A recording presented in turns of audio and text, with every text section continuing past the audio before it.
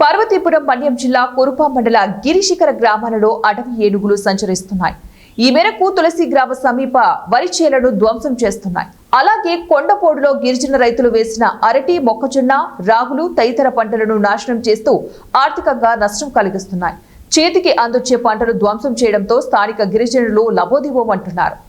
ఏనుగులను తరలింపు చర్యలు చేపట్టి వాటి బారి నుంచి ప్రభుత్వం తమను రక్షించి ఆదుకోవాలంటున్న గిరిజనులు కోరుతున్నారు. ఇదిలా ఉంటే ఇదే మన్యం జిల్లాలో మైదాన ప్రాంతమైన కొమరాడ మండలంలో మరో 9 ఏనుగుల గుంపు సంచరిస్తూ కంటి మీద కునుకు లేకుండా చేస్తున్నాయి.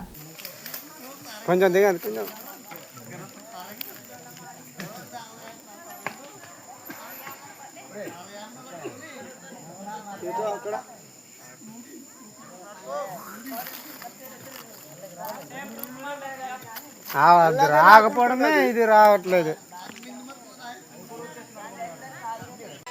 బాను పో బాను రాసి కప్పని